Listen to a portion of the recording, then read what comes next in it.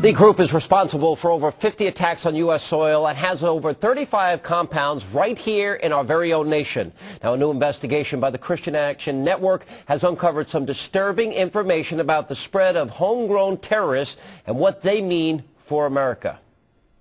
It's a frightening thought. Islamic terrorist training camps right here in America in our backyards. The group Muslims of America, or Jamaat al-Furqa, as they're called in Pakistan, have established over 35 communities across the U.S. The group claims to be peaceful, but a videotape uncovered by the Christian Action Network shows that they can have a much more sinister side.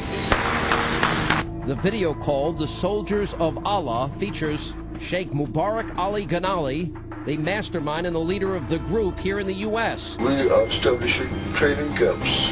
You can reach us, at Roanoke Open University offices in upstate New York, or in Canada, or in Michigan, or in South Carolina, or in Pakistan, wherever we are, you can reach us.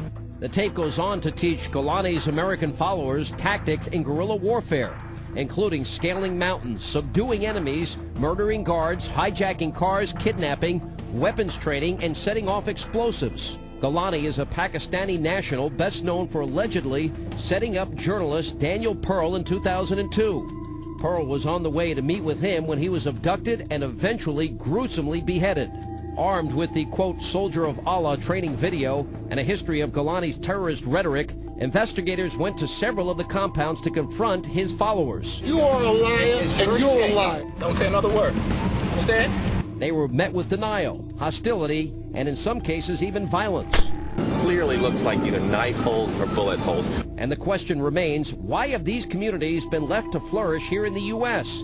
And is it only a matter of time before this anger spills on over into a violent incident?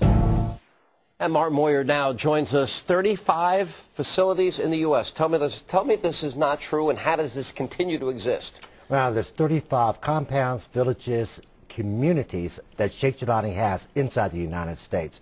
They range anywhere from the east coast of York, South Carolina, to the west coast, Seattle, Washington, Hancock, New York, down to Texas. Knowing the extremism that you're talking about, that he advocates here, and this is not in dispute, correct? No, it's not in dispute. Then why would the United States government allow these facilities to stay open? Well, we spent 2.5 years investigating this group, and during that time we interviewed law enforcement about why these groups, why these facilities are allowed to exist in the United States. We got a host of reasons, but the number one reason is they are protected by the U.S. Constitution and they are protected by state constitutions in the United States. Really, law enforcement hands are tied in trying to shut these groups down. Right. I want you to explain to our audience here, because you're describing this particular man, his involvement, you say, in the Daniel Pearl, beheading. How certain are you that every one of those compounds shares the radical views?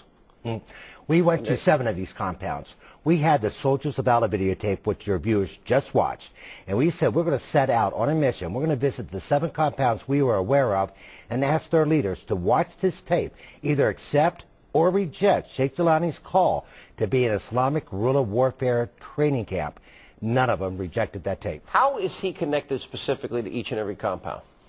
Well, each and every compound is owned by a group called Muslims of America. Muslims of America in the United States is their American name for a group based in Pakistan called Jamaat al-Furqa. Which is the one that he is, and these are his words, and this is what his advocacy is. So in other words, let me guess, and you tell me if I'm wrong here, so that when you went to these 7 compounds of the 35, if they were to condemn the statements of him, that would mean to them what?